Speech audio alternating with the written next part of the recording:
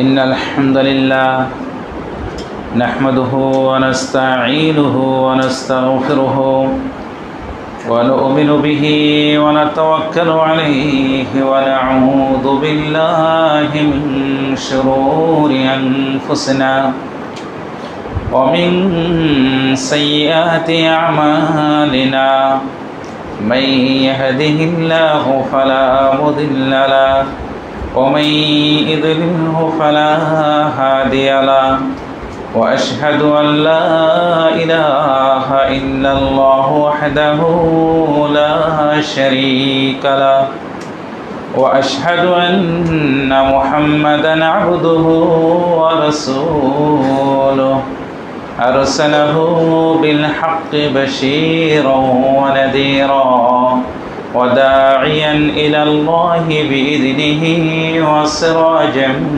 منيرا فإن خير الحديث كتاب الله وخير الهدي هدي محمد صلى الله عليه وسلم وشر الأمور محدثاتها وكل محدثة بدعة وكل بدعة ضلالة وكل ضلالة في النار أما بعد فأعوذ بالله من الشيطان الرجيم بسم الله الرحمن الرحيم قاف والقرآن المجيد بل عجبوا أن جاءهم منذر منهم فقال الكافرون هذا شيء عجيب أإذا متنا وكنا ترابا ذلك رجع بعيد قد علمنا ما تنقص الأرض منهم وعندنا كتاب حفيظ بل كذبوا بالحق لما جاءهم فهم في أمر مريج أفلم ينظروا إلى السماء فوقهم كيف بنيناها وزيناها وما لها من فروج والأرض مددناها وألقينا فيها رواسي وأنبتنا فيها من كل زوج بهيج تبصرة وذكرى لكل عبد منيب ونزلنا من السماء ماء مباركا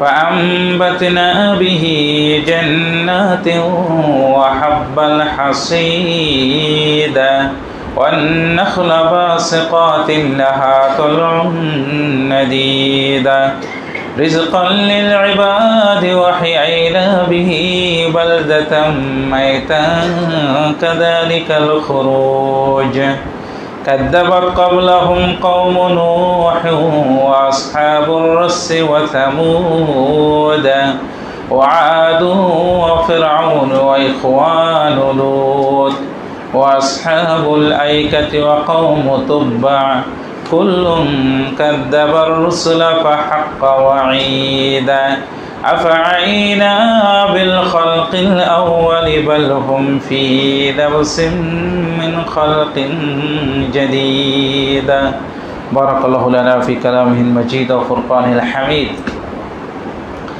أعوذ بالله من الشيطان الرجيم بسم الله الرحمن الرحيم يا أيها الذين آمنوا اتقوا الله حق تقاته ولا تموتن إلا وأنتم مسلمون يا أيها الناس الناس اتقوا ربكم الذي خلقكم من نفس واحدة وخلق منها زوجها وبث منهما رجالا كثيرا ونساء واتقوا الله الذي تساءلون به والأرحام إن الله كان عليكم رقيبا يا أيها الذين آمنوا اتقوا الله وقولوا قولا سديدا يصلح لكم أعمالكم ويغفر لكم ذنوبكم ومن يطع الله ورسوله فقد فاز فوزا عظيما بعد الحمد والصلاة প্রথমে আমরা রব্বুল ইজ্জত আলামিনের শানে আন্তরিকভাবে প্রশংসা এবং কৃতজ্ঞতা জ্ঞাপন করি, যে মহান স্রষ্টা সত্যিকারের সুন্দরভাবে সুশৃঙ্খলভাবে তার বিধানে জুমার সালাত এবং জুমার খুতবা শ্রবণের যে বিশেষ আমরা তৌফিক এবং সুযোগ পেয়েছি, এই জন্য প্রথমেই রব্বুল আলামিনের শানে ছোট্ট একটি বাক্যের মাধ্যমে আমরা কৃতজ্ঞতা জানাই, বলি আলহামদুলিল্লাহ। দরুদ এবং শান্তি বর্ষিত হোক মুসলধারে সে বিশ্বনন্দিত মহামানব, যারা ক্লান্ত পরিশ্রম এবং কঠোর পরিশ্রমের মাধ্যমে প্রচেষ্টার মাধ্যমে আজকে বিশ্বের মাঝে অনেকগুলো ধর্ম আছে, তবে আল্লাহর কাছে একটি মাত্র ধর্ম, এই যে ইসলাম ধর্মের ছায়াতলে আশ্রয় নেওয়া, এই শিক্ষায় শিক্ষিত হওয়ার, এই আলোকিত হওয়ার যে আমরা সুযোগ পেয়েছি, তৌফিক পেয়েছি, সে মহামানবের উপর অত্যন্ত বিনয় শ্রদ্ধার সাথে আমরা শ্রদ্ধা জ্ঞাপন করি। ছোট্ট দুরূদ পাঠের মাধ্যমে বলি সাল্লাল্লাহু আলাইহি ওয়াসাল্লাম। আল্লাহর শানে প্রশংসা, প্রিয়নবীর শানে দুরূদ পাঠের পরে আন্তরিকভাবে আমি আপনাদের সকলকে মোবারকবাদ জানাচ্ছি পাত্র দোয়ার মাধ্যমে।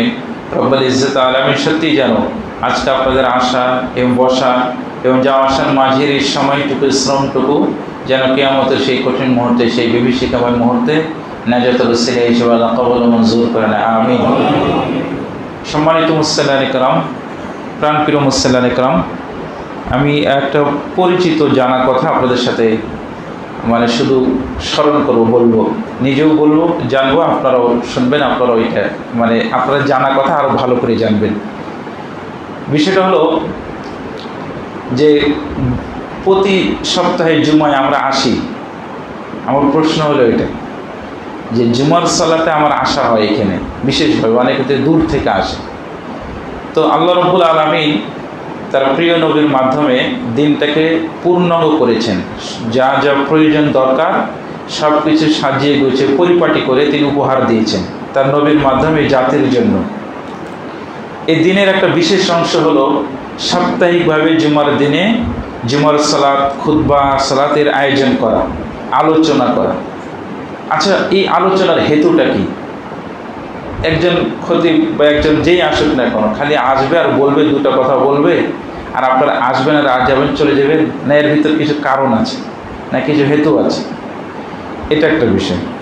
দ্বিতীয় নম্বর, জুমার দিনে প্রিয় নবী সাল্লাল্লাহু আলাইহি সাল্লামের শানে বিশেষ করে সর্বশ্রেষ্ঠ আমল হল বেশি বেশি দুরূদ পাঠ করা।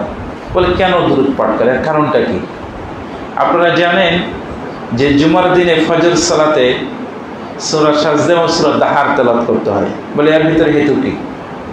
জুমার নামাজের পরে সূরা মুনাফিকুন, সূরা জুমা, সূরা মুনাফিকুন আর নয়তোবা সূরা আ'লা এবং গাশিয়া, এটা পাঠ করতে হয়। ফজর সালাতের আগে 2 রাকাত সুন্নাতে দৈনন্দিন আপনার কুল ইয়া আইয়ুহাল কাফিরুন, কুল হুয়াল্লাহু আহাদ, এটা পাঠ করতে হয়।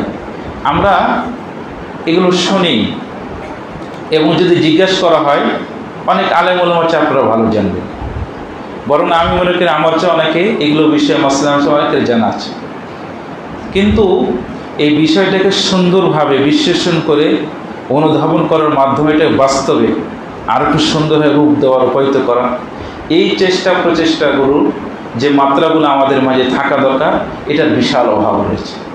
এটা নিয়ে কেউ ঘাঁটাঘাঁটি করে না, এটা কেউ না বিচার বিশ্লেষণ করে না। দেখেন, আমি 2টা পাঠ বলবো যে কেন আপনি নবীর শানে, প্রিয় নবী সাল্লাল্লাহু আলাইহি ওয়াসাল্লাম আপনাকে জুমার দিনেই বিশেষ করে দুরূদ পাঠ করতে বলেছে। এটার একটা কথা বলবো, আর আল্লাহ রাব্বুল আলামিন এই জাতির জন্য যতগুলো মুজিজা দিয়েছে, এই নবীর যতগুলো মুজিজা আছে তার মধ্যে সবচেয়ে শ্রেষ্ঠ মুজিজা কি, সবচেয়ে গুরুত্বপূর্ণ, যার বিকল্প নাই, যার কোনো জুড়ি নেই, তুলনা নাই, এই মুজিজা কি? এটা আপনারা বলবেন, সবাই উত্তর বলবেন সেটা হলো কোরআন মাজিদ। কোরআন মাজিদটাই হলো বিশ্বের মাঝে এই নবীর জন্য সবচেয়ে শ্রেষ্ঠ মুজিজা, যার জুড়ি নেই, তুলনা নেই, বিকল্প নাই। এটাও আপনারা বলবেন।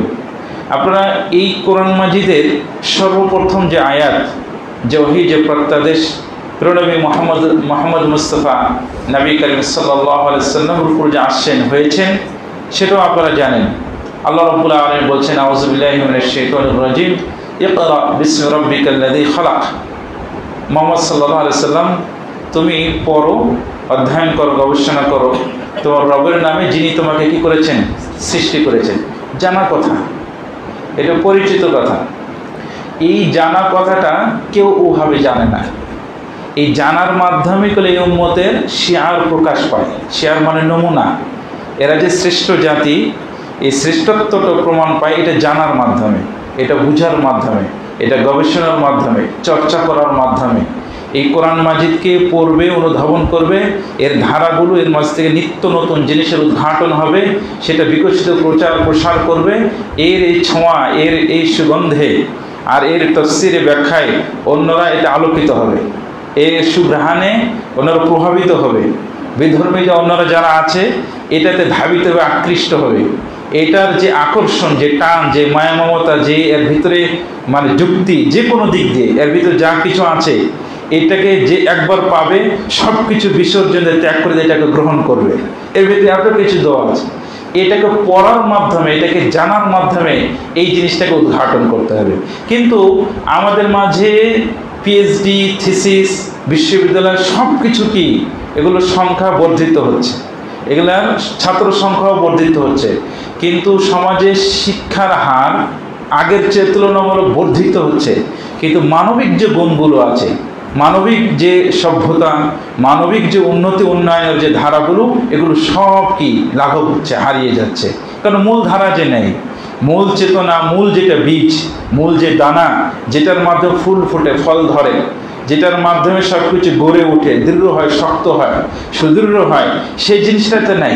আমি এমনি একটা চারা রোপণ করবো, যে চারার নিচে পাথর আছে, ওই পাথর তো জল নিচে দিতে পারবে না, ওই চারাটা বীজটা তো নিচে দিতে পারবে না, ওটা কিছুদিন পরে মরে যাবে। আর না বৃষ্টি হলে পানি দিয়ে ধুয়ে যাবে, চারাতে কিছু হবে না। এটা হলো বাস্তবতা। আমাকে আপনাকে আল্লাহ রাব্বুল আলামিন প্রিয় নবী সাল্লাল্লাহু আলাইহি ওয়াসাল্লাম বলতে সর্বপ্রথম যে ওহী, যে প্রত্যাদেশ এটা নাজিল করেছেন, সেটা হলো পড়ো। আপনি দেখবেন কোরআন মাজিদে প্রায় 700 মতো শব্দ আছে, সেখানে এই আহ্বানটা জানানো হচ্ছে যে তোমরা পড়ো, বুঝো, গবেষণা করো, অনুধাবন করো, চর্চা করো, এটাকে খেয়াল করো, গুরুত্ব দাও, এটাকে মূল্যায়ন করো, এর যে কী মাহাত্ম্য আছে, আর কি তাৎপর্য, কী রহস্য আছে, এটা উন্মোচন করো, এটাকে ভালো করে আঁকড়িয়ে ধরো, সহজ করে ধরো। আল্লাহ রাব্বুল আলামিন এই কোরআন মাজিদের মাঝে এগুলো নিয়ে এটা বর্ণনা দিয়েছেন, বিবরণ দিয়েছেন। আমরা শোনার ভিতরে সীমাবদ্ধ, আমরা শুধু শুনি এবং শ্রবণ করি, কিন্তু এটা বাস্তবে প্রয়োগ করার ক্ষেত্রে একেবারে আমরা জিরো। বাস্তবায়ন করার ক্ষেত্রে একেবারে আমাদের অবস্থাটা জিরো। এখানে আমাদের কোনো নম্বর পর আমাদের যোগ্যতা হয় নাই। এই যোগ্যতাটার ক্ষেত্রে আমরা একেবারে ব্যর্থ। এই ক্ষেত্রে আমাদের একটা বিপর্যয়, ভূমিধসের মতো কি বর্তমান মুসলমানদের মাঝে। এটা কিভাবে বুঝাই দেখেন, যে কোনো বিষয় নিয়ে একটু ভাবতে হয়, চিন্তা করতে হয়। এটা সাহাবাদের মাঝেও এটা প্রচলন ছিল। তার আগে বলি যে এই যে চর্চা করার এই প্রচলনটা একেবারে জিরো পর্যায়ে কেন? এবার সহজ কথাই বলি, আমাদের একজন, আমরা যে মদিনা বিশ্ববিদ্যালয়ে যখন চর্চা করি, মদিনা বিশ্ববিদ্যালয়ের সব শিক্ষক ও সব কিছু একটা গ্রুপ আছে। এখানে একজনের তথ্য ভিত্তিক আপনাদের কথা বলি। দেখেন যে ইহুদিদের কট্টরপন্থী একটা ভার্সিটি আছে, হিব্রু, জেরুজালেম, বা এখানে তাদের যে ভার্সিটি, একটা কট্টরপন্থী ইহুদি ও শিক্ষক ও ছাত্রদের কাছে যখন আলোচনা করতে যে প্রশ্ন করেছে, তো বিশ্বের মাঝে সবচেয়ে দামি, যেটা সবচেয়ে উল্লেখযোগ্য ধর্ম কোনটা? ইসলাম ধর্ম। তো এই ইসলাম ধর্মের এই মৌলিক, এদের এইটাকে বিপর্যয়ে ফেলা, এদের অনুসারীকে, এদের যারা অনুসরণ করে থাকে তাদেরকে তাদের পদস্খলন ঘটানোর জন্য সবচেয়ে বড় উপায় কি? তখন ছাত্ররা তার এই কট্টরপন্থী ইহুদি টিচারের প্রশ্নের উত্তরে ছাত্ররা বলেছিল যে ওদের ধর্মীয় শিক্ষা যে আছে, এই শিক্ষা এটা থেকে তাদেরকে আগে সরাতে হবে। এখান থেকে যদি সরানো যায় তাহলে মানে অনেকটাই তাদের বিপর্যয় ঘটবে। তো শিক্ষক তাদের ছাত্রদের উত্তর শুনে খুশি, কাজে না ঠিক আছে। দ্বিতীয় স্টেপে আমার প্রশ্ন করেছে যে ঠিক আছে, তাহলে এদেরকে ধর্মীয় এই শিক্ষা থেকে, এই ধর্মীয় শিক্ষা দীক্ষা যে আছে এটা থেকে দূরে সরার উপায়টা কি? এখান থেকে কীভাবে সরানো যাবে, এখান থেকে কীভাবে তাদেরকে দূরে সরানো যাবে? তখন বিভিন্ন জন বিভিন্ন উত্তর বলেছে, যে উত্তরে রাজি হয়নি এই কট্টরপন্থী ইহুদি টিচার। তো উনি নিজেই বলেছে এখান থেকে উপায় হলো, এর সহজ উপায় হলো, সেটা হলো যে ধর্মীয় যে শিক্ষা যেগুলো প্রতিষ্ঠান আছে ওদের মাঝে, এই ধর্মীয় শিক্ষা প্রতিষ্ঠানের ভিতরে সুযোগ সুবিধা কমিয়ে দিও। ওই সমস্ত টিচার আছে না, লা ইলাহা ইল্লাল্লাহ বলে কয় টাকা বেতন পাবে, এই দাড়ি টুপি পরে কয় টাকা বেতন পাবে, এটা ধরে দিও। যখন এরকম হবে, স্বল্প বেতন হবে, সুযোগ সুবিধা কম হবে, তখন মেধাবী যারা আছে, যারা মেধাবী যোগ্য দক্ষ যারা আছে এবং এই ধরনের যারা লোক আছে, তারা এখানে পড়তে দেবে না, তারা এখানে পড়তে আসবে না, তখন অন্যদিকে যাবে, অন্য এতে যাবে। তখন আস্তে আস্তে আস্তে এখানে মেধাশূন্য লোকগুলো এখানে চর্চা করবে, এর সাথে এখানে জড়িয়ে থাকবে। আর মেধাবী যারা আছে, যারা অত্যন্ত দক্ষ যোগ্য, যাদের কাছে উপকরণ মাধ্যমগুলো আছে, তারা ওই যেখানে সুযোগ সুবিধা বেশি আছে, সুখ শান্তি সমৃদ্ধি যেখানে আছে, সেদিকে ঝুঁকে। এটা তো স্বাভাবিক, এই গতিটা স্বাভাবিক। তো এটা করতে হবে। সারা বিশ্বে আপনারা পর্যালোচনা করে দেখবেন, সমস্ত কওমি মাদ্রাসা বা ইসলামিক ধাঁচে শিক্ষার উপর গতিটা গেলে এরকম। বলবো যে এই জায়গা এটা আসলে কিভাবে, এটা ধরিয়ে দিয়েছে, এটা প্রয়োগ করে দিয়েছে।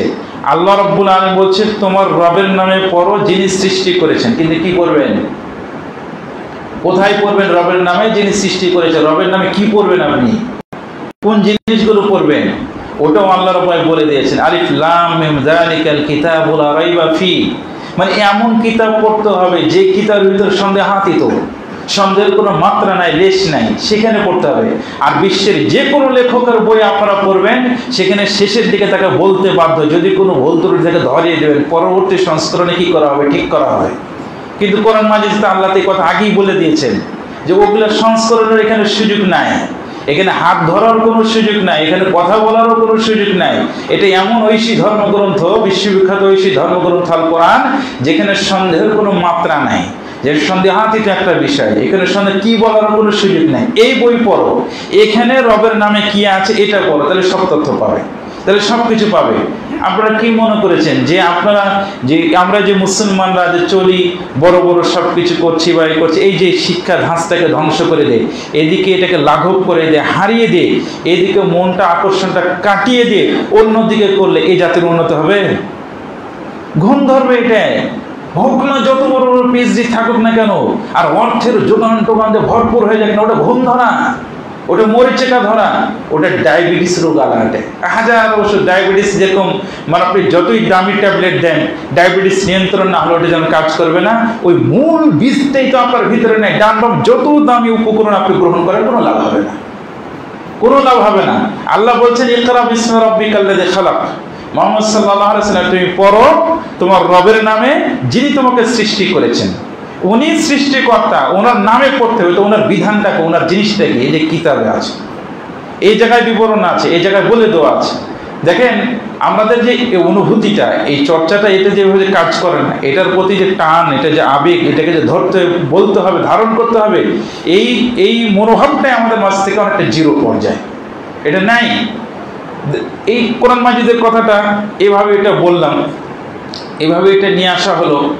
মানে এখানে আল্লাহ রাব্বুল আলামিন এখানে এই বইয়ের কথা এটা বলেছেন, আল্লাহ রাব্বুল কোরআন মাজিদে জানিয়ে দিয়েছেন। কোরআন মাজিদ কয়েকটা জায়গায়, সূরা বানী ইসরাঈল আছে, সূরা কাহফে আছে, অন্য জায়গায় তিবিয়ানা লিকুল্লি সে বলেই দিয়েছে, যাবতীয় জিনিসের বিবরণ আছে। খালি এটা শুনতাম ছাত্র অবস্থাতে যে যাবতীয় জিনিসের বিবরণ আছে, কোথায় সেটা, এটা তো বুঝি না। সুবহানাল্লাহ, আপনি আসলেই পড়ে দেখেন কোরআন মাজিদ, যে আপনার জীবনের সব কিছুর বিবরণ বর্ণনা দেওয়া আছে এখানে। এবং খালি বলবেন যে ওটা তো 1400 বছর আগে মুহাম্মদ সাল্লাল্লাহু আলাইহি সাল্লামের জন্য ওই সময় অবতরণ হয়েছে, তৎক্ষণে না, আরো 200 বছর পরে কোরআন মাজিদে থেকে যখন গবেষণা করে 200 বছর পরে ওই সময়ের জন্য যেটা দরকার, যা প্রয়োজন, ওটাও কোরআন মাজিদে আছে। ওভাবে কি অটোমেটিক বের হয়ে আসবে, এটাই ভাবে কি অটোমেটিক বের হয়ে আসবে। সে বিবরণ বর্ণনাগুলো আল্লাহ রাব্বুল কোরআন মাজিদে এটা দিয়ে দিয়েছেন। কিন্তু এটাকে নিয়ে চর্চা করেই তো আপনাকে উপরে উঠতে হবে। সর্বপ্রথম এই যে ওহী, যে জ্ঞানটা পড়া জানার মাধ্যমে, এটাই তো কেউ করে না। এটার মাধ্যমে শ্রেষ্ঠত্ব নিতে হবে, জ্ঞানের মাধ্যমে। আল্লাহ তো কোরআন মাজিদে বলছে আল্লামা আদমুল আসমা কুল্লাহা, আদম নবী আলাইহিস সালাম সবকিছু শিখিয়ে দিয়েছে। আল্লাহ শিখিয়ে দিয়ে এবার ফেরেশতাদের বলছে ওকে সিজদা করো, কারণ ওরা জানতো লোককে সম্মান করতে হয়, তো এই জন্য সম্মান করো। তা আপনি তো জানি না এই বিষয়ে, তা আমার সম্মান থাকবে কোথায়? আমার ইজ্জত থাকবে কোথায়? আমার ইজ্জত এবং সম্মান এটা থাকবে কিভাবে? সব বেইজ্জতি, অপমান, অপদস্থ, লাঞ্ছিত, ঘৃণিত, অপদস্থ হওয়ার জন্য যা দরকার সবকিছু উড়ে এসে জুড়ে বসবে এই জাতির জন্য। এই জাতির জন্য এটাই আসবে, এটাই বাস্তবতা। ইকরা বিসমি রাব্বিকাল্লাযী খালাকের কথাটা আমরা শুধু অনুবাদ করে পড়ি, অনেক সময় আমরা শুনি আল্লাহ কি বলেছেন, ইকরা বিসমি রাব্বিকাল্লাযী খালাক, শেষ। ওই শুধু ওই অনুবাদটা এর ভিতরে আছে না, আপনি একবারও কোনোদিন পড়েননি এটা। সূরা ফাতিহা যে 5 বার 7 বার ব্যাখ্যা করে 10 বার করে বুঝা, কোনোদিন এটা বুঝেন নাই। নাস, ফালাক, ইখলাস, আয়াতুল কুরসি বা যে সূরা আপনারা বলে হুজুর তো বলবে যে একটু এগুলো ফুটিয়ে দিয়ে একটু পরে ফু দেওয়ার জন্য, ওই ঝাড়ফুঁকের জন্য, তাবিজ কলমকে ঠাকানোর জন্য যে একটা সূরা বলে আলহামদুলিল্লাহ অনেক শিখে দিয়েছি, এরকম আছে এটা। তা আপনার সম্মান ইজ্জত আপনি কিভাবে আশা করছেন? আর নয়তো কি আপনার হয়তো আমার ছেলে আছে, ওই মুয়াজ্জিন ইমাম, মুয়াজ্জিনকে 2 টাকা দাও না, 500 1000 টাকা দাও, একটু কোরআন মাজিদ শিখিয়ে দিবে, পড়িয়ে দিবে, ধরিয়ে দিবে। আমার মেয়েটা খুব সুন্দর কোরআন পড়তে পারে, আমার ছেলেটা খুব সুন্দর কোরআন পড়ে, এতটুকু সুন্দরের লেগে আপনার এতটুকু সুন্দরের জন্য এইভাবে বলেছে ইকরা বিসমি রাব্বিকাল্লাযী খালাক আলিফ লাম মিম যালিকাল কিতাবু লা রাইবা ফীহি, এর জন্য বলছে না, এতটুকুর জন্য বলেছে। এই কোরআন মাজিদ আপনাকে ধরিয়ে দিত, যদি এটা পড়তো সুন্দরভাবে, এটা গবেষণা করে পড়তো, তাহলে মেজাজে মুসলমান, এই যে মেজাজের ভিতর থাকতো যে আল্লাহ রাব্বুল এটাও করে দিয়েছে যে এই বিশ্বে মুসলমানকে চলতে হলে একটা বৌদ্ধ জাতি এদের ব্যাপারে কি করবে সেটাও আল্লাহ বলে দিয়েছে। একজন খ্রিস্টান জাতি এদের ব্যাপারে কি করবে এটাও আল্লাহ বর্ণনা দিয়ে দিয়েছেন। একটা হিন্দু যে আছে, হিন্দু জাতি এই দেশের এই জাতির জন্য কি করবে তারও বিবরণ দিয়ে দিয়েছে। আপনি পড়েন নাই, জানবেন কিভাবে? আপনার জানাই নাই, তারপরে বলবেন কিভাবে? এটা আপনাকে বিষ দিল নাকি গ্লাসের শরবত দিল, কি দিল আপনি তো বুঝবেন কিভাবে? আপনাকে দুধ দিল না ওখানে ঘি দিয়েছে নাকি বিষ দিয়েছে না কি দিয়েছে, আপনি বুঝবেন কিভাবে? জানেন না যে আপনি। এই বিষয়টা হলো এই আল্লাহ রাব্বুল আলামিন কোরআন মাজিদের প্রথম বার্তা বলেছে ইকরা বিসমি রাব্বিকাল খালাক। যদি প্রথমে ঠিক থাকে তাহলে সব ঠিক আছে। যদি ওই আমাদের মানে প্রচলিত কথাটা ভুল, বিসমিল্লাহ গলত, এটা ভুল, এই কথাটা প্রচলিত কথা, বিসমিল্লাহ গলত হয় না। যদি এটা কথা বলে শুরুতেই ভুল, এটা যে কথাটা আছে এই কথাটার একটা অর্থ হলো কি, আপনার ফার্স্ট টাইমে এই কথা যখন আল্লাহ নবীকে বলেছেন এবং আপনাদেরকে যখন সম্বোধন করে বলেছে, তাহলে প্রথম স্টেপ আপনার চেষ্টা থাকবে কি এটা, নিজের সন্তান, পরিবার, ঘর সবকে নিয়ে প্রথম স্টেপ, যে প্রথম ধাপে স্তরে আপনার টার্গেট থাকবে হলো এইটা, যে এটা কতটুকু হলো, তারপরে পরের স্টেপে পরে যাওয়া হবে। আমি যে কিছুক্ষণ আগে বললাম যে কোথায় কে কি করে, ওটা আপনাকে বলে দিয়েছে আল্লাহ রাব্বুল সূরা মাইদায় এক জায়গায় বলছেন আউযু বিল্লাহি মিনাশ শাইতানির রাজিম ওয়ালা তাযালু তাত্তালিউ আলা খায়নাতিন মিনহুম। মুহাম্মদ সাল্লাল্লাহু আলাইহি ওয়াসাল্লাম আপনি সদা সর্বদা এই জাতিকে, আগে ইহুদদের কথা বলেছেন, দিয়ে বলছে ওয়ালা তাযালু তাত্তালিউ আলা খায়নাতিন মিনহুম, আপনি সদা সর্বদা এই জাতিকে আপনার ব্যাপারে খেয়ানতকারী পাবেন, কোনো দিন ওদেরকে আপনার কাছে আমানতদারি পাবেন না। আপনার এটা আল্লাহ রাসূল সাল্লাল্লাহু আলাইহি ওয়াসাল্লাম বলেছেন, তখন তো ওহী নাজিল হচ্ছিল, সবকিছু হচ্ছে, তো পরবর্তীতে আপনি কিভাবে নিজেকে নিরাপদ মনে করছেন? ওই যে আয়াতটা খালি অনুবাদ করেছে যে ওয়ালা তাযালু তাত্তালিউ আলা খায়নাতিন মিনহুম, মুহাম্মদ সাল্লাল্লাহু আলাইহি ওয়াসাল্লাম তুমি সদা সর্বদা ওদেরকে পাবে তোমাদের উপরে খেয়ানতকারী। শেষ। তো খেয়ানত তো বহাল আছেই, এখন পর্যন্ত তো বহাল আছে, কিয়ামত পর্যন্ত বহাল থাকবে। এমনকি দাজ্জাল আসা পর্যন্ত 70,000 ইয়াহুদ যে তাদের অনুসরণ অনুকরণ করে পথভ্রষ্ট মানে মানুষকে, জাতিকে পদস্খলন করার জন্য তাদের প্রচেষ্টা অব্যাহত রাখবে। তাহলে সেখানে এই জাতির কথা আল্লাহ বলে দিয়েছেন। এই সূরা মায়েদার মানে এই সূরা মায়েদাতে আরেক জায়গায় আল্লাহ রাব্বুল বলে দিয়েছে মুহাম্মদ সাল্লাল্লাহু আলাইহি তাজিদান আশাদান নাস আদাওয়াতুন আলাল্লাযিনা আমানু ইলা আখির আয়াত। আল্লাহ রাব্বুল বলছেন মুহাম্মদ সাল্লাল্লাহু আলাইহি অবশ্যই অবশ্যই আপনি এই যারা ঈমানদার ব্যক্তি, যারা মুমিন মুসলমান, এদের ব্যাপারে সবচেয়ে কঠোর শত্রু হিসেবে পাবেন হলো কি ইহুদ। এরপরে দ্বিতীয় স্টেপে কারা আছে? দ্বিতীয় স্টেপ আল্লাযিনা আশরাকু, যারা মুশরিক, যারা হিন্দু মুশরিক। আর 3 নম্বরে বলা আছে খ্রিস্টান। এটাও আল্লাহ বিবরণ দিয়ে দিয়েছেন, এদের কাজ কি সব বলে দিয়েছেন আপনাকে আমাকে। তা আমি আপনি যদি এই চর্চাটা নাই করি, আমার আপনার কাছে এটা যদি চর্চা নাই থাকে, তা আমি চিনবো কিভাবে? আমি জানবো কিভাবে যে এটা আমার জন্য শত্রু, এটা সাপ, এর কাছে গেলে আমার কোনো উপায় থাকবে না, রেহাই থাকবে না? এটা তো আমি জানবো না, এটা তো আমি বুঝবো না। তো এটাই হলো দেখেন যে মানে আমাদের এই মানুষের মুসলমানের মৌলিক যে পাথেয়, মূল যে হাতিয়ার, যে অস্ত্র, আগে এটাকে শেষ করো। এই জিনিসটাকে আগে হারিয়ে ফেলো, শেষ করো, তখন পরে ওদের উপর তুমি ওদেরকে লাঞ্ছিত করো আর অপদস্থ করো, তখন তোমার কিছুই করতে পারো। ওরা তাল পাবে না, ওরা কোনো মানে কি করবে কিভাবে নিজেকে গুটিয়ে নিবে, নিজেকে আবার মানে সচেতনতার সাথে আবার রুখে দাঁড়াবে, বলবে, এর কোনো এরা রাস্তা উপায় পাবে না, কারণ ওদের মূল জিনিসটা হারিয়ে গেছে, মূল জিনিস হারিয়ে গেছে। এটা একটা বিষয়। দ্বিতীয় একটা বিষয় দেখেন, আমাদের এই কোরআন মাজিদের মৌলিক যে বিষয়গুলো, এই চর্চা না থাকার কারণে সামষ্টিকভাবে আমি কথা বলছি, সামষ্টিকভাবে কথা বলার পরে ব্যক্তিগতভাবে লাস্টে আমি বলি, একেবারে শেষে ব্যক্তির কথা বলি। আপনি সামষ্টিকভাবে বিপর্যয় পরভূত হবেন। এটার আল্লাহ রাব্বুল কোরআন মাজিদে অন্যত্র বলে দিয়েছেন যে ইদ আজাবাতকুম কাসরাতুকুম ফালান তুগনি আনকুম শাইআ। আমি আপনি কোনো সময় সংখ্যা দিয়ে, অধিক মাত্রার শক্তি দিয়ে কোনো কিছুকে আমরা জয় করতে পারবো না। এটাও আপনাকে মনে রাখতে হবে। হ্যাঁ, আল্লাহ বলেছেন শক্তি সামর্থ্য অর্জন করার জন্য, সব কিছু করার জন্য, কিন্তু এটাও আপনাকে ধরিয়ে দিয়েছে যেন তুমি শক্তি দিতে পারবা না। তোমার মূল হাতিয়ার অস্ত্র হলো কি? তোমার ঈমান। তারপর জ্ঞান না থাকলে আপনার ঈমান থাকবে কিভাবে? আমি আপনি যে জ্ঞান অর্জন যদি না হয়, চর্চায় যদি না থাকে, তো ঈমান থাকবে কিভাবে? ঈমান ওটাই তো নাই, এটাকে আগে শেষ করে দেওয়া হচ্ছে। ওই জায়গাটাকে শেষ করো, তারপরে বাকি স্টেপ এমনি সহজ হয়ে যাবে, ওটাই হালকা হয়ে যাবে। আল্লাহ রাব্বুল কোরআন মাজিদে বলেন ইদ আজাবাতকুম কাসরাতুকুম ফালান তুগনি আনকুম শাইআ। যখন তোমাদের আধিক্য অনেক প্রচুর সংখ্যাটা তোমাদেরকে মুগ্ধ করে তুললো, তখন এই সংখ্যাটা তোমাদের কোনো কাজেই আসলো না, তোমাদের কোনো উপকারই আসলো না। তাহলে আধিক্য এটা দিয়ে তোমাদের কি লাভ হলো? আল্লাহ রাব্বুল সূরা তাওবায় বলেছে, আমার বিশেষ দয়া রহম না হলে তোমরা ধরাশয় হয়ে যেতে, তোমরা বিপদগামী হয়ে যেতে, পরাভূত হতে। সেখানে আল্লাহ রাব্বুল বলে দিয়েছে, সেটা হলো হুনাইন যুদ্ধের কথা। আপনারা ওখানে শুনেছেন, আলোচনা আছে। সাহাবায়ে ইসলাম রাদিয়াল্লাহু তাআলা তাদের মাঝে এরকম আলোচনা শুরু হলো। বদর যুদ্ধে আমরা ছিলাম মাত্র 313 জন, আর ওরা ছিল 1000, তাই ওদেরকে কবুকাত করে ফেলেছি, ওদেরকে ধরাশয় করে ফেলেছি। আর আজকে আমরা সংখ্যা হলো 10-12 হাজার, আর ওরা মাত্র 3000, ওদেরকে তো এমনি খেয়ে ফেলবো। সাহাবায়ে ইসলাম রাদিয়াল্লাহু তাআলা এভাবে বলা শুরু করলেন। আল্লাহ রাব্বুল বলছেন, দাঁড়াও, হ্যাঁ দেখি তোমার সংখ্যা দেখে আমরা বিজয় হয় এবারে দেখি।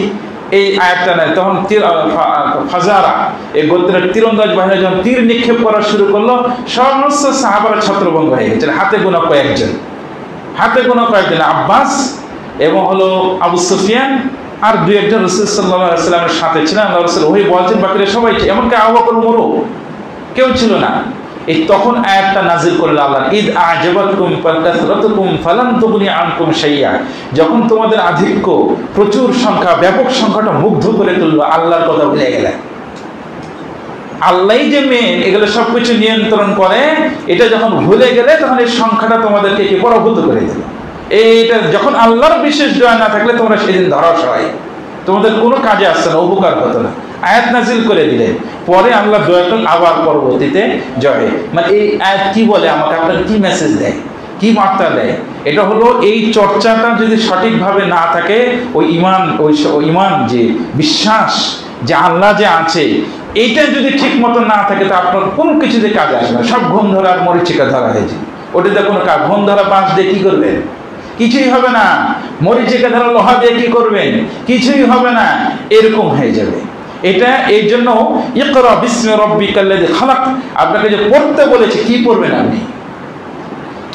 আপনি? এই পড়া এটা কি পড়বেন? তাই দেখেন সাহাবায়ে ইজম রাদিয়াল্লাহু তাআলা আনহু আমরা অনেক পড়ার কথা আল্লাহ সম্পর্কে পড়তে বলেছেন। এই আয়াতটা যে আরেকটা সংক্ষিপ্ত একটা আয়াতে ব্যাখ্যা করি, সূরা মুহাম্মদের 19 নং আয়াতে আল্লাহ রাব্বুল আলামিন বলেন ফাআলাম আন্নাহু লা ইলাহা ইল্লাল্লাহ। ওখানে আল্লাহর নামে পড়তে বলেছেন, আর এখানে বলছে তুমি জানো, মুহাম্মদ সাল্লাল্লাহু আলাইহি ওয়াসাল্লাম জানো আন্নাহু লা ইলাহা ইল্লাল্লাহ। আচ্ছা, লা ইলাহা ইল্লাল্লাহর কথা কি মুহাম্মদ সাল্লাল্লাহু আলাইহি ওয়াসাল্লাম জানতো না? এর আগে সূরা মুহাম্মদ নাজিল হওয়ার আগে কতগুলো সূরা নাজিল হয়েছে, অবতীর্ণ হয়েছে না? বারবার তো তিনি দাওয়াতই দিয়ে যাচ্ছেন কি লা ইলাহা ইল্লাল্লাহ। কেন আল্লাহ আবার বলছেন ফাআলাম আন্নাহু লা ইলাহা ইল্লাল্লাহ? না, এটাকে আরো ভাবে জানো, আরো ব্যাপকভাবে এটা জানো। এই জানার ভিতরেই তোমাদের সমস্ত কি জয় পরাজয়, সম্মান, ইজ্জত, তোমাদের গুরুত্ব, মাহাত্ম্য যা যা আছে সব এর সাথে জড়ানো আছে, এটার সাথে জড়ানো আছে। এখানে যত ঢিল হবে, দুর্বল হবে, বাকি জায়গায় তোমরা দুর্বলতায় পড়ে যাবে। এটা যত শক্ত হবে তাহলে তোমাদের অবস্থানটা তত কি হবে, শক্ত হবে, সুন্দর হবে। এটা হলো মূল কথা। ইমাম শাফি রাহিমাহুল্লাহ কথাটা বুঝে ইমাম শাফি রাহিমাহুল্লাহ বলছেন এই উম্মতের মাঝে সবচেয়ে বড় ফিতনা কি? বড় ফিতনা কি বলছে? আল জাহালা, অজ্ঞতা। সবচেয়ে বড় ফিতনা, বিপদ, সেটা হলো কি? অজ্ঞতা, বাস্তবতা। এটাই হলো বাস্তবতা। না হলে ওই আপনার কিবান কিছুদিন যে মাজার পুড়িয়ে দেওয়া হলো, কিবান কি পাগলার যে কথা বল, নুরু পাগলার যে কথা বলা হচ্ছে, ওইটাও কোনোদিন আসতো না। আবার কেউ পুরাইতেও না, ওও এক ফিতনা, পুরানো আর এক ফিতনা। এটা কেন? জাহালা থেকে এসে, এগুলো অজ্ঞতা, জাহালা থেকে এসে। এই জাহালাতে অজ্ঞতা থেকেই বিদআত আসে, এই জাহালা অজ্ঞতা থেকেই বিদআতের পরে আরো ভয়ানক শিরিক আসে। সবগুলো থেকে এই ইকরা বিসমি রাব্বিকাল লাযী খালাক খালি অনুবাদ করে রেখেছে ফাআলাম আন্নাহু লা ইলাহা ইল্লাল্লাহ। এটা কোনো সেভাবে গবেষণা করে কেন? এই কোরআন মাজিদে এটার কথাই, লা ইলাহা ইল্লাল্লাহর কথা সূরা আম্বিয়া, সূরা হুদ, বিভিন্ন জায়গায় দেখবেন সমস্ত নবীর দাওয়াতের কাজের কথা আল্লাহ রাব্বুল আলামিন যখন বলছেন, তাদের কথার সারাংশ, নির্যাস কথা এটা বলছে। সমস্ত নবীরা তার কওমের লোককে ডেকেছে, এই কওমের লোকেরা আসো তোমরা বলো কি লা ইলাহা ইল্লাল্লাহ, আল্লাহ ছাড়া। কিন্তু কি আছে এর ভিতরে? এটার ভিতরে কি আছে? ওভাবে ভাবা না, ওভাবে চিন্তা করেন না। আল্লাহ রাব্বুল আলামিন কোরআন মাজিদে বলছেন, আরেক জায়গায় দেখেন সূরা আল ইমরানে বলছেন শাহিদাল্লাহু আন্নাহু লা ইলাহা ইল্লা হু ওয়াল মালাইকাতু ওয়া উলুল ইলমি কাইমান বিল কিসতি লা ইলাহা ইল্লা হুয়াল আজিজুল হাকীম। আল্লাহ নিজে সাক্ষী দিচ্ছে যে আন্নাহু লা ইলাহা ইল্লা হু, সমস্ত ফেরেশতারা, সমস্ত জ্ঞানী পণ্ডিত, নবী, রাসূল সবাই কথা সাক্ষী দিচ্ছে। কিন্তু কি আছে এর ভিতরে? মানে এটা ঠিক থাকলে যে আল্লাহ ছাড়া সত্য কোনো মাবুদ নাই, এই কথাটা যদি ঠিক থাকে, আপনার দোয়া কবুল হওয়ার জন্য অনেক সময় ইসমে আজম বলেন না, যে ইসমে আজম বলে ভাই বিশ্বাসে খালি যদি বলে লা ইলাহা ইল্লাল্লাহ, আল্লাহ আছে, তাই দোয়া কবুল হয়ে যায়। সুবহানাল্লাহ, তাই দোয়া কবুল হয়ে যায়। কিন্তু ওই স্টেপে যে আমার যাওয়া নাই, যে আমি যে ওই পর্যায়ে স্তরে যাই না যে লা ইলাহা ইল্লাল্লাহ বললেই যে আমার হয়ে যায়, ওই পর্যায়ে স্তরে যে আমার যাওয়া নাই, যে আমি যেতে পারি না, তা বুঝবো কিভাবে? ওর স্বাদটা আমি নিব কিভাবে? এটা হলো মানে এই দুর্দশা, এই মানে অভাবের কারণে, এই জিনিসটার ঘাটতির কমতির কারণে বর্তমান সারা বিশ্বে বা আমরা যারা যে মুসলমান দাবি করছি, আমাদের মাঝে এই বিপর্যয়, আমাদের এই আমার এই হতাশা, আমাদের এই হতাশায় বিপর্যয়। এই জন্য সম্মানিত মুসলিম ইকরাম, আমি আপনাদের কাছে বলছি ইকরা বিসমি রাব্বিকাল লাযী খালাক। আপনি আপনার রবের নামে পড়ুন, যিনি আপনাকে সৃষ্টি করেছেন। এই পড়ার কাজটা সর্বপ্রথম নিজে এবং আপনার সন্তান, কন্যা হোক, পুত্র হোক এবং স্ত্রী হোক, ঘরের ভিতরে এটা পুনরুজ্জীবিত করতে হবে।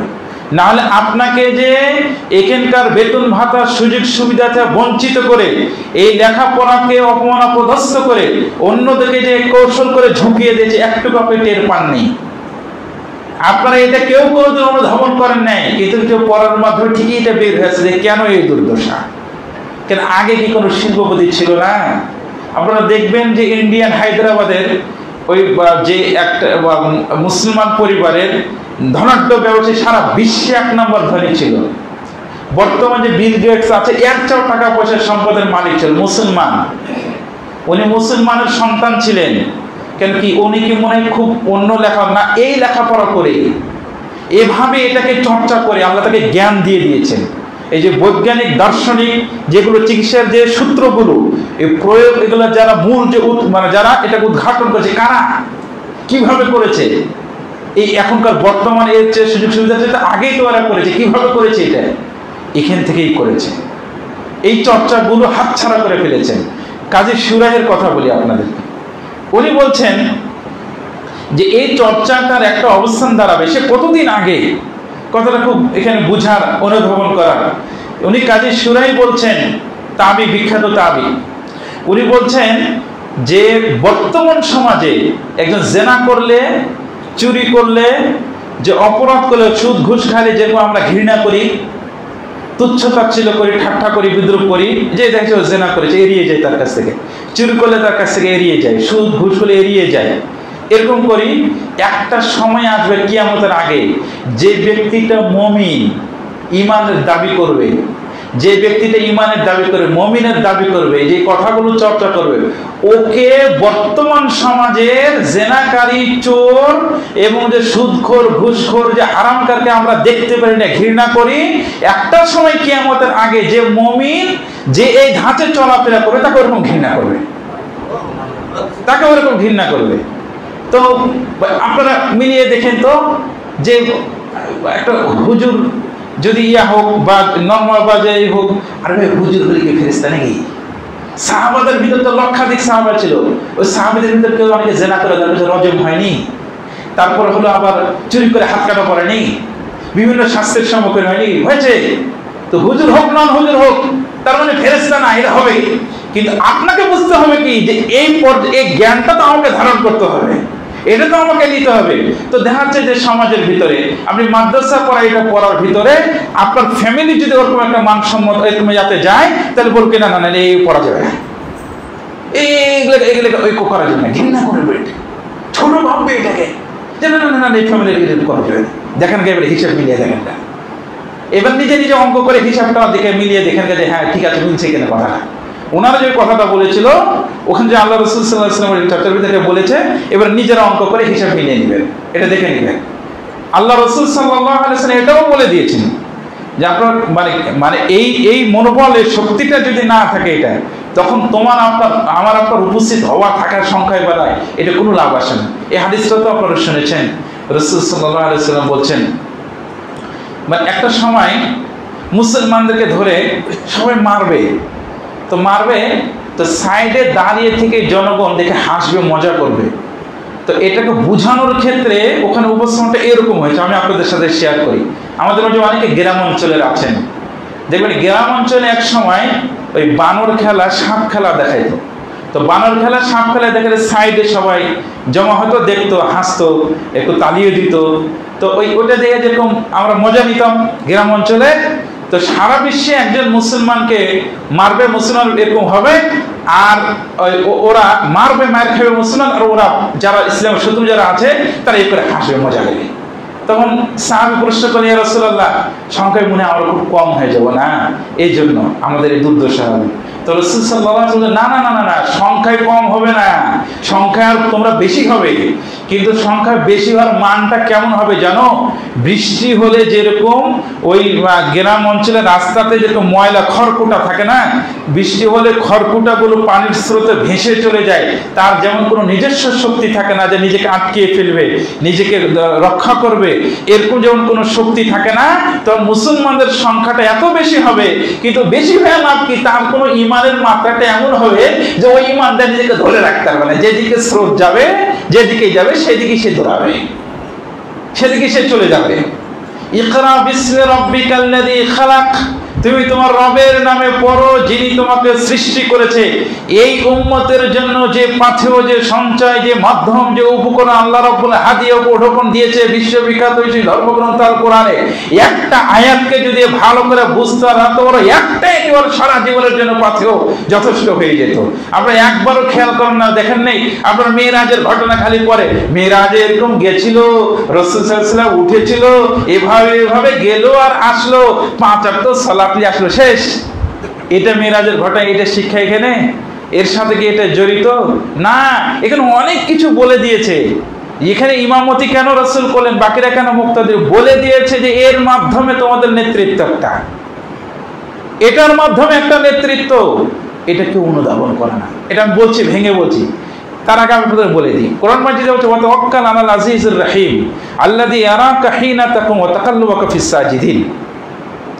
আল্লাহ কি বললেন? মুহাম্মদ সাল্লাল্লাহু আলাইহি সাল্লাম, ওয়া তাওয়াক্কাল, তুমি ভরসা করো, আল্লাযী ইয়ারাকা হিনা তাকুম, যিনি স্বয়ং তোমাকে প্রত্যক্ষ পর্যবেক্ষণ করে, হিনা তাকুম, যখন তুমি দণ্ডায়মান হও, দাঁড়াও, এই সালাতে যখন তুমি দাঁড়াও তখন তোমার স্বয়ং তোমাকে প্রত্যক্ষ পর্যবেক্ষণ করে, ওয়া তাকাল্লুবাকা ফিস সাজিদিন, আর বিশেষ করে যখন তুমি দাঁড়ানো অবস্থায় সাজদায় নুয়ে পড়ো, এটা আল্লাহ খুব সুন্দর করে তোমাকে দেখে। এটা আল্লাহ বলছেন এখানে, এটা কোরআন মাজিদের আয়াত, এটা আয়াত আল্লাহ বললেন। এটা তো এটা তো শুধু মুহাম্মদ সাল্লাল্লাহু আলাইহি ওয়াসাল্লামকে বলে নাই, এটা তো শুধু আল্লাহ রাসূলকে বলে নাই, এটা এই যে আমাকে সহকারে আপনারা যারা শুনছে সারা বিশ্বে সবাইকে বলছে কথাটা। এই আয়াতের ব্যাখ্যায় প্রিয় নবী সাল্লাল্লাহু আলাইহি সাল্লাম বলছেন, ইন্নাল্লাহা ইনসিবু ওয়াজহাহু ইলা ওয়াজহি আবদিহি মা লাম ইয়ালতাফিত। বুখারী শরীফের হাদিস এটা।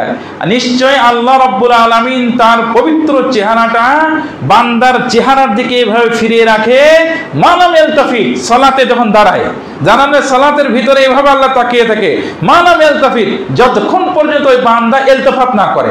ইলতিফাত দুই ভাবে হয়, ইবনুল কাইয়িম আল জাওযী রাহিমাহুল্লাহ বলেছেন, একটা হলো নামাজে দাঁড়িয়ে লড়াচড়া করা, মাথায় এইভাবে করা, আর আরেকটা হলো কি মনটাকে স্থির না করতে পারা। মনটা দেখা যাচ্ছে নামাজে দাঁড়িয়েছে, বিভিন্ন জায়গায় ঘুরছে, এটা যতক্ষণ পর্যন্ত না হয় ততক্ষণ পর্যন্ত আল্লাহ দাঁড়িয়ে তাকিয়ে থাকে তার চেহারার দিকে। আল্লাহর চেহারা, আপনার চেহারার দিকে তাকিয়ে থাকার অর্থটা বুঝেন? এর মানেটা কি জানেন? বোঝানোর জন্য আমি বলি, বাপ মার সুনজর থাকলে ওই ছেলে মানে ব্যর্থ হয় না। তার মানে কি, আপনারা অনেক সময় বসকে অফিসে বলেন, বস আপনার একটু সুনজর রাখেন, বলে এরকম করে অনেকে বলে, আপনার একটু ভালো দৃষ্টি রাখেন। ভালো দৃষ্টি রাখেন মানে কি, যেন একটু বিষয়, তা আল্লাহ আপনার দিকে এখানে নজর ফেলছে, আপনি এভাবে আসেন, তাকিয়ে আছে, আপনার পরবর্তীর কি আছে এখানে, আপনার এখানে ভয়ের কি আছে, আতঙ্কের আপনার এখানে কি আছে, এবং আল্লাহ বলছে যে তুমি এভাবে করো, এটা তুমি এটা রাখবে। আমরা কোরআন মাজিদ পড়ি না, আমি বলছি তো যে আল্লাহ নবী পড়তে বলছে, এই কোরআন মাজিদ পড়লে যার কোনো সন্দেহ হাত দিতে বসে, মানে এখানে হাত দিলেই কি ফল, এখানে জিরো হওয়ার কোনো কিছু নাই, বুঝাতে পারি না, এখানে ধরলেই কি ফল আছে, জিরো হওয়ার কোনো কিছু নেই এখানে। এখানে আপনার ওই মানে একটু মানে সংস্পর্শে আসলেই কি ফল, এটা জিরো হওয়ার কোনো কিছু নাই। আমাদের মাঝে আয়াতুল কুরসি পড়ে, আমি বলছি আয়াতুল কুরসি, আমি আর একটু ওই দুরুদের কেন পড়বো বলতে যাবো, কিন্তু এটাই সময় হচ্ছে না, তারপরে বলে দিই। আমরা আয়াতুল কুরসি এটা পড়া হয়, আমাদের মাঝে অনেকে বলি দোয়া করা, কিন্তু দোয়া কবুল হয় না। এই যে ঈমান, এই যে ঘাটতি, এই যে না ওভাবে না পড়া, এটা হলো ব্যর্থতা। আমি আপনাদেরকে আগেই বলে দিয়েছি যে হিব্রু ওই যে ইহুদি, কট্টরপন্থী যে ইহুদি, ওদের ব্যাপারে যে আল্লাহ রাব্বুল সূরা ফাতিহা মাকজুব, সবসময় গজব। কেন গজব? কারণ সবসময় সত্যটা জানে, তারপরে কি ওরা এই সত্যটাকে দূরে সরানোর জন্য যা যা করা দরকার করেছে, এখনো যা করে রেখেছে, কেউ হারে হারে টের পাবেন না। তো এটা আপনি ভালো করে ঘাটেন দেন, কীভাবে ফলাফল বের হয়ে আসে, এটা ভালো হাবে টের হয়ে বের হয়ে আসে। এই যে মাদ্রাসার এটাকে যে বেতন ভাতার সুযোগ সুবিধা কবিতায় চায়া হবে, দাঁড়ে দাঁড়ে করে এটা পড়বে, পড়ার কি দাম আছে, কি দাম আছে? এটা যে করেছে এভাবে, এটা আসছে যে ব্যবস্থাপনা, এটা কিভাবে, এটা বের করেন, চিন্তা করেন। এখানে আমি আয়াতুল কুরসি কথা, আল্লাহ রাসূল সাল্লাল্লাহু আলাইহি ওয়াসাল্লাম বলছে আয়াতুল কুরসি পড়ে, আয়াতুল কুরসি পড়ে দোয়া করলেই কবুল হয়ে যায়, দোয়া পড়লেই কবুল হয়ে যায়। কিন্তু আয়াতুল কুরসির ভিতরে কি আছে, যে কিসের মাধ্যমে এটা হয়, এটা কেউ অনুধাবন করে না, এটা কেউ ভাবে না। আমি এই কথাটা আপনাদের কাছে বলতে চাচ্ছি যে আল্লাহ বলছে পর ওনার নামে পড়ে, ওনার এটার নামই আপনার সফলতা, দ্বিতীয় কোথায় সফলতা নাই। বিশ্বের ভিতরে যত মানে যে সমস্ত উপকরণ দিয়ে বরকত ও রহমতের দরজা খোলা হয়, আল্লাহ মুখতার শানকিতি রাহিমাহুল্লাহ মসজিদ নববীতে বিভিন্ন জায়গায় দার্স দিতেন, ওনার একটা ভাষ্য আপনাদের কাছে নকল করি, আযমুদ দারাজা আযমুল আসবাব, পৃথিবীতে সবচেয়ে বৃহত্তর যেটা বড় কারণ, সেটা হলো কি মুদামাতু তিলাওয়াতুল কোরআন, কোরআন মাজিদকে বুঝা অনুধাবন করে এটার উপর চর্চার ভিতর রেখে থাকলে আল্লাহর রহমত এবং বরকতের দরজা বৃষ্টি বর্ষার মতো অর্জন উন্মোচন করে দেয়, খুলে দেয়। সুবহানাল্লাহ। এটা বুঝতে করে কিভাবে আছে এটা খেয়াল করা হয় না, এটা আপনার এই চর্চার ভিতরে না থাকার কারণে, ওই মেধাটা এদিকে না প্রয়োগ হওয়ার কারণে এটা বুঝবে কিভাবে, এটা এত বড় রহমত বরকতের আছে, ও নিচ্ছে না, ওকে দিচ্ছে যে নাও, ও নিচ্ছে না, তোকে কি করবে, ও কি করবে, যাও তুমি জুতা মোতা খেয়ে গুরুকে যাও, ওভাবে নিয়ে তোমার এত ভালো করে আদর করে সময় করে দিচ্ছি, যাও তোমার এত করার পর হযরত তা নিয়ে খাও না। ইয়ালামু মা বাইনা আইদিহিম ওয়া খালফাহুম, আয়াতুল কুরসির ভিতরে যে আছে ইয়ালামু মা বাইনা আইদিহিম ওয়া খালফাহুম, জানেন তিনি পিছনেরটা, জানেন তিনি সামনেরটা। তাহলে দোয়া যে কবুল করা, ওখানে কথাটা খালি ইশারা করে দিচ্ছে, ওখানে দোয়া যে কবুল হয় এটা নিশ্চিত, কারণ সামনে কোনটা ভালো আল্লাহর কাছে বলছে ওটার জন্য ব্যবস্থাপনা আছে, পিছনে ওটা জানে। আমি যেটা চাচ্ছি কোনটার ভিতরে ভালো না মন্দ আল্লাহ ভালো জানে, বা কোন এটা 3টা সূরা আবার হাদিসে বলে দাও, একটা আয়াত আর একটা হাদিস এক জায়গায় বলা, আরেক জায়গায় সুন্দর করে ব্যাখ্যা করা, এত সুন্দর করে বিশ্লেষণ করে দেওয়া আছে, আমরা যাই না। কোনদিন কোনো ব্যক্তির মুখ দিয়ে কথা বলে না আমি দোয়া করছি, দোয়া কবুল হলো না, ও কোনোদিন বেরিয়ে হবে না মুখ দিয়ে, ওর মুখ দিয়ে কথাটা বেরিয়ে হবে না। ও মানে এই জন্য ওমর ইবনে খাত্তাবের একটা উক্তি আছে যে ওমর ইবনে খাত্তাব বলছে সুবহানাল্লাহ, উনি ওমর ইবনে খাত্তাব আরো কয়েকজন বিখ্যাত তাবিঈটা নকল করছেন যে আমি খালি চিন্তা করি যে কোন সময় আমি হাত তুলতে পারলাম, হাত তুলতে পারা মানে আমি ধন্য। বলে কেন? তো বলছে হাত তুলতে পারলেই তো আমি ধন্য, দোয়া কোনো না কোনো এক জায়গায় লেগেই গেছে, এটা তো আছেই। মানে ওভাবে বুঝে তিনি কথাটা এভাবে বলছে, ও বিশ্বাস নিয়ে কথাটা বল। কিন্তু আমরা তো ওই স্টেপে যেতে পারি নাই, ওই স্তরে তো আমরা যেতে পারি নাই। যাওয়ার আগে তো আমাদের সব কিছু কি হয়ে আছে, লড়াচড়া হয়ে আছে, দুর্বল হয়ে আছে। ফাউন্ডেশন নিচের এটা যদি না হয় 5তলা বিল্ডিং তুলতে পারবো? বিল্ডিং তুললে তখন 2তলা তোলার পরে আমিও মরবো, বিল্ডিংও মরবে, আমিও যাবে, ছালাও যাবে। তো সব কিছুকে তো আমি হারিয়ে রেখেছি। আল্লাহ রাব্বুল আলামিন প্রথম আপনাকে নির্দেশ দিয়েছে পড়ো, তোমার রবের নামে পড়ো, যে কোথায় কি পাবো, কোন জায়গায় কি আছে সেটা রবের যে বিধান সেখানে দেওয়া আছে, এখানে সব বলে দেওয়া আছে। 2 রাকাত সালাত পরে আমার সব কিছু আমার মঞ্জুর করে নিতে পারবেন। এখানে মুসা নবীর যে ঘটনাগুলো সূরা তোহায় তুলে এসে 9 নং আয়াত 14 কেন নিয়ে এসে কোনোদিন আমরা চিন্তা করি না। এখানে বললো আল্লাহ যে আল্লাহ স্বয়ং দেখে, তোমাকে দেখে নামাজে, এই বুখারী হাদিসে তাকিয়ে থেকে দেখে, কিন্তু মানে এটাকে আমরা ওভাবে ভাবি না, এটাকে আমরা ওভাবে চিন্তা করি না। এই জন্য আমি আপনাদের কাছে বলবো, সম্মানিত মুসলিম کرام, প্রাণপ্রিয় মুসলিম کرام, আমাদের এই যে দ্বীনি শিক্ষা, এটা মাদ্রাসা না, মাদ্রাসায় যে করতে হবে বিষয়টা এরকম না। স্কুল হোক, কলেজ হোক, ডাক্তারি পরে, ইঞ্জিনিয়ার পড়েন, ভাই আপনাকে সব করার জন্য আপনাকে উদ্বুদ্ধ করেছে কোরআন মাজিদ। অবতাগি ফীমা আতাকাল্লাহু দারাল আখিরাত ওয়া লা তানসা নাসিবাকা মিনাদ দুনিয়া। তোমাকে যে সুন্দর সুষ্ঠু যে মেধা, যে বিবেক, যে তোমাকে এই শক্তিটা যে আল্লাহ, ধী শক্তিটা যে আল্লাহ দিয়েছে, এটার মাধ্যমে তুমি প্রথমত তোমার স্রষ্টাকে চিনো এবং জানো, এটাকে তুমি অর্জন করো। দিয়ে আল্লাহ বলছে ওয়া লা তানসা নাসিবাকা মিনাদ দুনিয়া, খবরদার দুনিয়া ভুলে যেও না। কে বলেছে?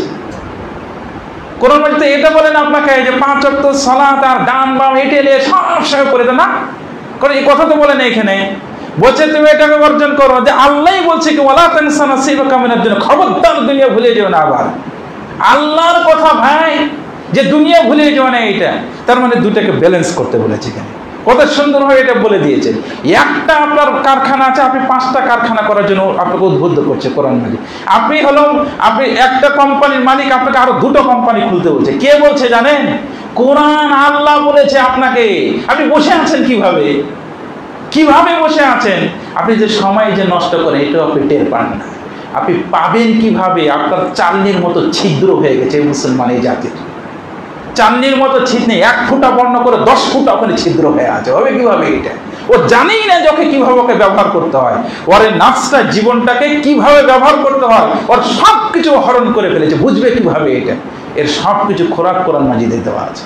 আমি সময় নষ্ট করি কিভাবে? এলোমেলো করে যে আপনারা যে ইউটিউব, ফেসবুক, বিভিন্ন জায়গায় যে আমরা যাই না, যুবক ভাইরা যে যায় না, কিভাবে দেখেন তো। একটা আয়াত বলি তো, এই সূরাটা তো আপনারা শুনেছেন, এটা নিয়ে একবার চিন্তা করেন তো, ভাবেন তো দেখি। আল্লাহ রাব্বুল কোরআন মাজিদে বলছেন ইন্না মা'আল উসরি ইসরা ওয়া ইন্না মা'আল উসরি ইসরা ফাইযা ফারাগতা ফানসাব ওয়া ইলা রাব্বিকা ফারগাব। আচ্ছা, আল্লাহই বলে আগে কষ্ট, কি বললেন? কষ্ট, খাটো খাটো, চেষ্টা করো, খাটো। ইন্না মা'আল উসরি ইসরা, এরপরে একটা সহজতা আসবে। আল্লাহ রাসূল সাল্লাল্লাহু আলাইহি ওয়াসাল্লাম কাছে ফাইদা ফারাগতা ফানসাব, মুহাম্মদ সাল্লাল্লাহু আলাইহি ওয়াসাল্লাম অবসর হওয়া মাত্রই বসে থাকো না, তাড়াতাড়ি যাও, ঘাম ঝরাও। ফানসাব মানে কি? আবার কষ্টে লাগো। আচ্ছা বলেন তো দেখি, 11টা স্ত্রী, 5 ওয়াক্ত সালাতের ইমামতি, তাহাজ্জুদ উঠে কত সময় কাটাইতেন উনি, কতকালে যুদ্ধ জিহাদ সামলাইতে হতো, কতগুলো গরিব সাহাবা আলে সুফার ভিতরে সময় দিতে হতো। এই সাহাবের এই সমস্যা, এতগুলো সমস্যা, এতগুলো সব সময় কাটানোর পরও আল্লাহ রাব্বুল আলামিন এই নবীকে বলছে ফাইজা ফারাগতা ফানসাব, অবসর হয়ে বসে আছো, আরে ফানসাব, তাড়াতাড়ি যে পরিশ্রম করো, ঘাম ঝরাও। ওই এটা তো আমরা ভাবিনি, এটা তো আমরা কোনো সময় চিন্তা করিনি। আপনি অবসরের নামে চার স্টোর, টিভি অমুক টুমুক, ছেলে মেয়ে, মোবাইল, কীভাবে? এটা তো আমরা কোনো করেনি। আয়াতে কি বলেছেন? অথচ এই মোহাম্মদ নবী সাল্লাল্লাহু আলাইহি সাল্লামকে আল্লাহ কোরআন মাজিদে আবার পাবেন সমস্ত নবীকে সম্বোধন করে বলেছেন। আমরা যেরকম ক্লাসের ছাত্র থাকে না, বলে এ আব্দুল্লাহ এদিকে আয় না, দোস্ত এদিকে আয়। মানে কি, কোন সম্মানিত হলেও উনি যদি লেকচারারও হয়, প্রফেসরও হয়, তারপরও ওকে আমি ডাকবো কিনা আমার ক্লাসের ছাত্র, একটা এর সমঝোতা হবে, একটা সম্মান করে আব্দুল্লাহ এদিকে আয়, নাম ধরে ডাকা যায়। কিন্তু বয়সে যদি সিনিয়র হয় বা আরও যদি সম্মানিত হয়, আমার ক্লাসমেট হলেও ও এমন একটা পর্যায়ে সম্মানে গেছে, ওই সম্মানের কারণে আমি নাম ধরতে শরম পাচ্ছি। তো হচ্ছে যে শেখ বা বস বা কি বলো ওস্তাদ যেভাবে বলে আসেন, জানেন সমস্ত নবীর নাম আল্লাহ কোরআন মাজিদে বলছে ইয়া নূহ, ইয়া ইয়াহইয়া, ইয়া ইব্রাহিম, ইয়া মূসা, এভাবে আল্লাহ ডেকেছে। কিন্তু মুহাম্মদ সাল্লাল্লাহু আলাইহি সাল্লামকে আল্লাহ একবারও বলেন ইয়া মুহাম্মদ। কেন জানেন? এই মুহাম্মদ সাল্লাল্লাহু আলাইহি সাল্লামের সম্মানে, এই মুহাম্মদ সাল্লাল্লাহু আলাইহি সাল্লামের ইজ্জতে। এই জন্য যখন ডেকেছে তখন ওই পজিশন দিয়ে ডেকেছে, যেটা আমরা বলি মাননীয় প্রধান অতিথি, এভাবে বলি না, তখন আল্লাহর হচ্ছে মুহাম্মাদুর রাসূলুল্লাহ। কিন্তু কোনো সময় বলেন ইয়া মুহাম্মদ, এইটা বলেনি। কেন? তার সম্মান আছে। অথচ এই নবীকে এখানে আল্লাহ বলছে ফাইদা ফারাগতা ফানসাব, ও অবসর মাত্র বসে আছো কেন, তাড়াতাড়ি হাঁটো, যাও ঘাম ঝরাও, যাও ঘাম ঝরাও, পরিশ্রম করো তাড়াতাড়ি। তো কোথায় আমরা? এই যে আয়াত বা কোরআন মাজিদে আছে, কোথায়? আল্লাহ রাসূল সাল্লাল্লাহু আলাইহি ওয়াসাল্লাম বলছেন যে হাদিস, কয়েকটি হাদিসের নির্যাস সারাংশ কথা, মানুষদের মাঝে উত্তম কে, আল্লাহর কাছে পছন্দনীয় প্রিয় কে? তখন আল্লাহ রাসূল সাল্লাল্লাহু আলাইহি ওয়াসাল্লাম বলছেন আল্লাহর কাছে সবচেয়ে প্রিয় পছন্দ যে একজন, মানে যে নিজে খায় নিজের পরিবার সংসার চালায় আর 10 জনকে চালায়। তারপরে তো একজনই আমি নিজে চালাইতে পারি না, আমি নিজে একজনই চলতে পারি, 10 জনকে কীভাবে চালাবো, 10 জনকে কীভাবে করবো? বসে আছেন যে ওই মেডিসিন মূলগালা খোরাকগুলো নাই, ওই চর্চাগুলো, ওগুলো আমাদের কাছে নাই, ওগুলো সব হারিয়ে ফেলেছি। আল্লাহ রাসূল চাল মুমিনুল কবিয়্যু খায়রুন আহাব্বু ইলাল্লাহি মিনাল মুমিনিদ দাঈফ ওয়া ফি কুল্লিন খায়রি হিসালামা ইয়ানফাউ। সত্য সুদৃঢ় চেতা যে মন মেজাজের যে মুমিন আছে, এ আল্লাহর কাছে অনেক প্রিয় এবং পছন্দের দুর্বল মনার চাইতে। এবং যদিও সবার কাছে কল্যাণ আছে, দিয়ে প্রেরণা বলছে এ হিসালামা ইয়ানফাউ, যে জিনিসটা তোমার উপকার আসবে ওর ভিতরে লোভী হও তুমি, এটা দুনিয়াবি হোক আর আখিরাতের হোক। তাহলে আপনি একটা ফ্যাক্টরি খুলে বসে আছেন, একটা ইনকামের সোর্স খুলে বসে আছেন না, 10টা ইনকাম খুলতে হবে, নিজে চলতে হবে, 10 জনকে চালানোর মতো শক্তি অর্জন করতে হবে। বসে আছেন কিভাবে? এই অবসর খাটাচ্ছেন কিভাবে? এই জন্য সম্মানিত মুসলিম কারণ ইকরা বিসমি রাব্বিকাল্লাযী খালাক, খালি অনুবাদ না, আলিফ লাম মিম যালিকাল কিতাবু লা রাইবা ফি, খালি অনুবাদ না। এই কোরআন মাজিদটা আল্লাহর কসম খেয়ে বলছি হুজুরের লেগা লয়, হুজুরের জন্য নয়, এটা মসজিদ ইমাম খতিবের জন্য কোরআন মাজিদ নয়। এই কোরআন মাজিদটা জ্ঞানী পণ্ডিত যারা আছে, মেধা ধী শক্তি যাদের আছে, সবার জন্য এটা। এখানে অনেক কিছু আছে, এই মেজাজটাকে আগে কেটে দিয়েছে যে তুমি দাবি করতে মুসলমান, যেমন মুসলমান সব কিছু যা আছে, এই দাবির মূল্য থাকবে না। এইভাবে যদি না নেওয়া হয় কোনো মূল্য থাকবে না, কোনো দাম থাকবে না। আমি বলতে চেয়েছিলাম যে কেন প্রিয় নবী সাল্লাল্লাহু আলাইহি ওয়াসাল্লামের সামনে আপনি দুরূদ পাঠ করেন রমজান এই জুমাবারে, এই কথাটা আমি বলতাম যে শাহিদ ওয়া মাশহুদ, সাক্ষ্য দ্রষ্টা এবং দ্রষ্টের, এখানে কসম করা হয়েছে, আল্লাহ কসম করেছেন, আমি কেন দুরূদ পাঠ করবো? একটা কথা বলতাম যে কেন, এর ভিতরে কি জড়ানো আছে, এটা পরবর্তীতে কোনো এক সময় হলে ইনশাআল্লাহ বলা যাবে। তবে আমার নির্যাস কথার আমার সারাংশ যে কথাটা আমি আপনাদের কাছে বলতে চাচ্ছি, এটা আমি আল্লাহর কাছে চাচ্ছি, আপনাদের কাছে বলছি যে আমাকে কোরআন মাজিদটা ওভাবে পড়তে হবে। এই দিনই শিক্ষার মূল মেজাজটা আমার কন্যা সন্তান হোক, পুত্র সন্তান হোক, আমার পরিবারের মাঝে এভাবে নিয়ে আসতে হবে। নিয়ে আসেন, একবার একটু পরীক্ষা করেন না, দেখেন না একবার পরিবারকে এভাবে নিয়ে আপনি গড়ে তোলেন না, এই শিক্ষার মতো আপনি গড়ে তোলেন না। কেন বললাম না একটু আগে যে ডাক্তার করেন, ব্যারিস্টার করেন, লয়ার করেন, ইঞ্জিনিয়ার করেন, যা করেন করেন, কোরআন আর হাদিস আপনাকে 12 বছর ওটা আরো বেশি করে করো, ওটা আরো বেশি করে করো। 10 জনকে খাওয়াচ্ছ, সামনের টার্গেটটা 20 জনকে কীভাবে খাইবা, পরিবারে একটা বাড়ি আছে, আর একটা বাড়ি কেমনে করবা? আল্লাহর সাথে বলেই গেছে এইভাবে চাইতে এইভাবে একটা উত্তম, এটা তো বলেই গেছে পরিবারকে এভাবে রেখে দেওয়া উত্তম, সবই বলে গেছে। এভাবে চর্চা করেন, মন দিয়ে চর্চা করেন, পড়তে বলেছে ভালো করে পড়েন, এর মাধ্যমে মহত্ব শ্রেষ্ঠতা অর্জন করেন। আল্লাহ আমি শুকর আমাদেরকে তৌফিক দান করুন, আমিন। আলহামদুলিল্লাহ রাব্বিল আলামিন।